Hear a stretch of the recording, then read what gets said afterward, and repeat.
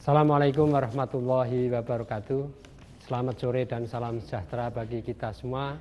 Selamat berjumpa kembali dengan Pak Kanjeng dalam acara Untukmu Bengkulu Bersamo Kita Maju. Para pemirsa televisi dimanapun Anda berada, pada kesempatan sore ini masih bertema tentang kebangkitan nasional. Maka kesempatan ini kita akan membahas dengan judul Untuk Siapa Kita Berjuang. Para pemirsa dimanapun berada, mari kita bersama-sama kita sambut kehadiran narasumber kita. Yang pertama Bapak Raharjo Iskandar dari Legiun Veteran. Kami persilahkan Pak Raharjo Iskandar kehadirannya.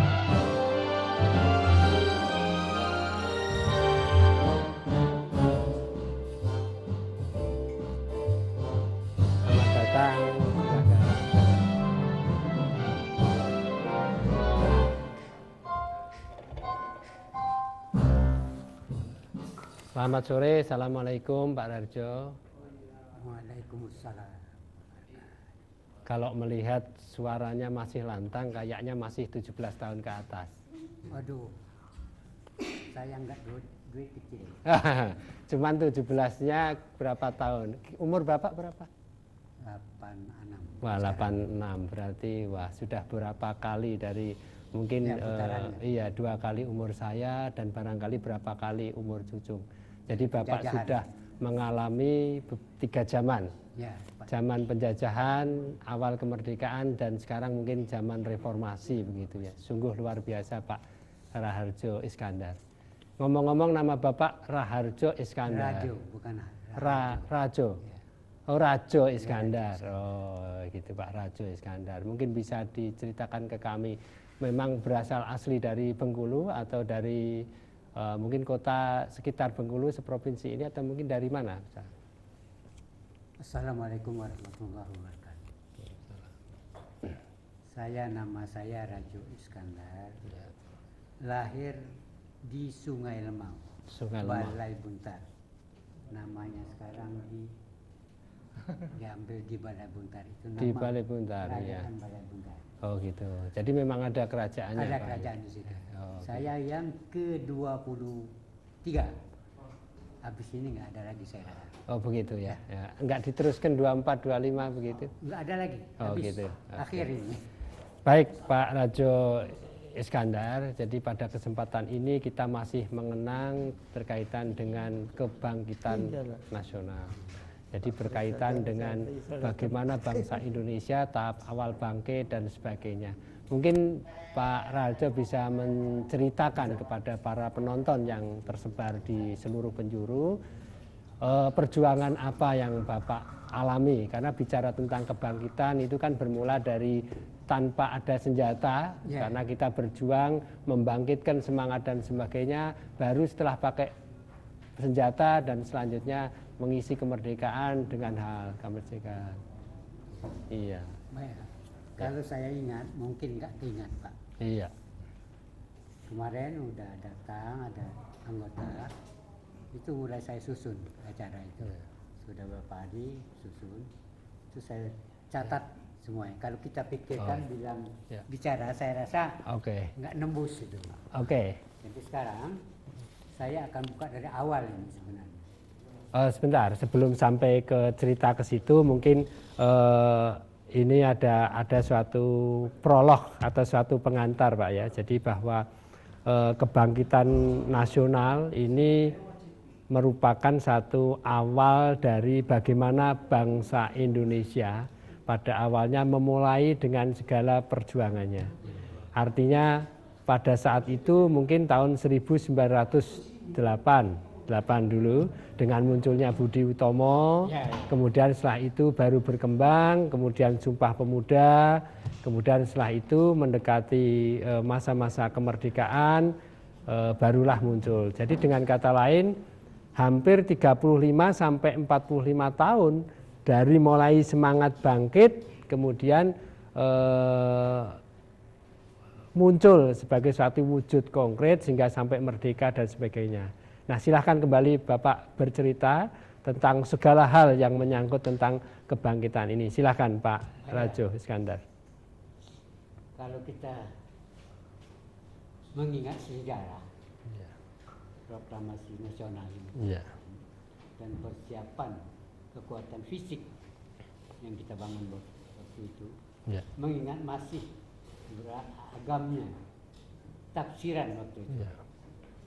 Karena kita waktu itu masih sedikit sekali pengetahuan, pengalaman, maka tentang pergerakan nasional bangsa Indonesia dan persiapan kekuatan fisik dalam merebut kemerdekaan Indonesia, maka perlu diadakan penanaman pengetahuan sejarah pergerakan nasional. Sebelum lebih lanjut, saya akan berbicara tentang pengalaman Bapak ini. Jadi karena Bapak itu kalau dilihat sekarang umurnya 86, berarti Bapak kelahiran tahun 2000 tahun 25 ya. 1925. Kalau dilihat dari kebangkitan yang dimulai tahun 1908, berarti Bapak kategori sudah berumur ya berarti 17-an tahun. Berarti sudah. Saat itu bagaimana sebenarnya perasaan masih dijajah, kondisi organisasi ataupun pemuda dan sebagainya sudah ada belum pada saat itu? Waktu itu belum, Pak. Iya. Cuma saya sebenarnya kalau mengingat, inilah kesedihan saya pada masa di waktu itu.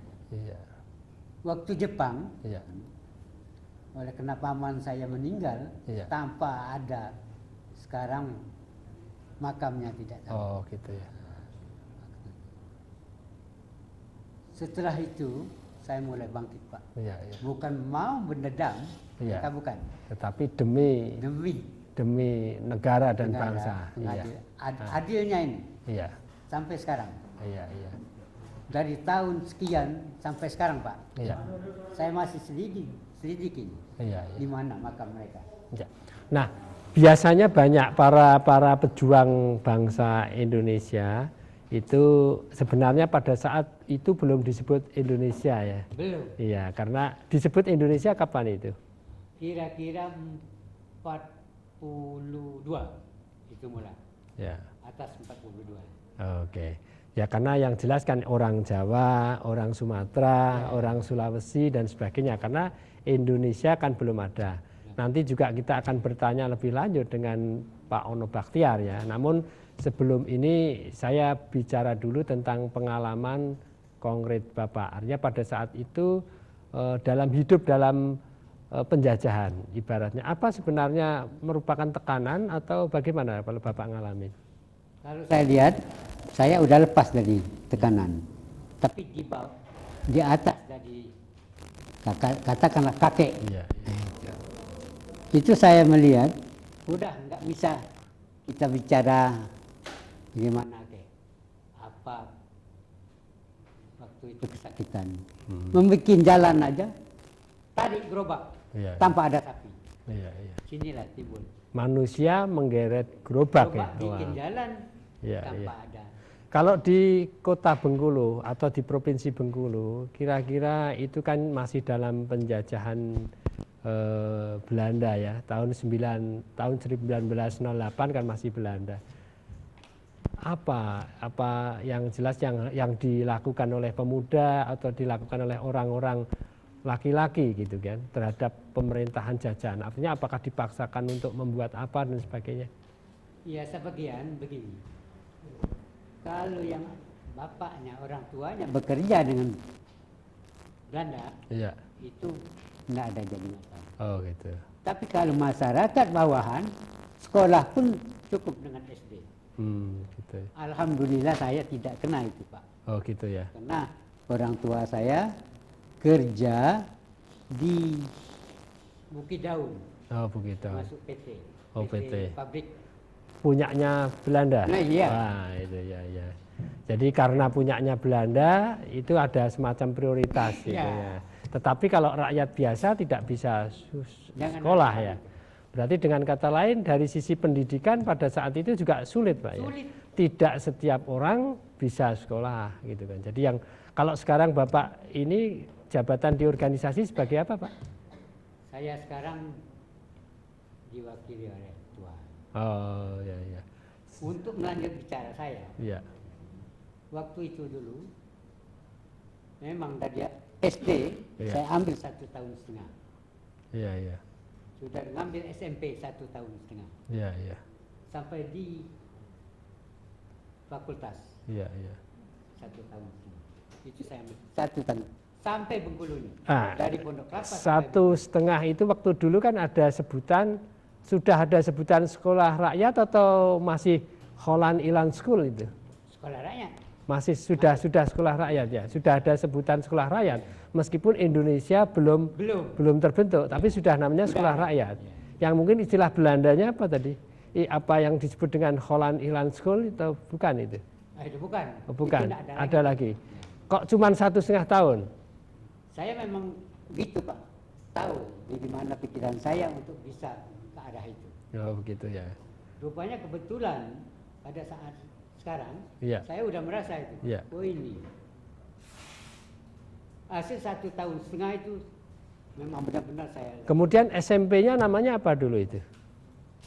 Dulu di Milo, bukan?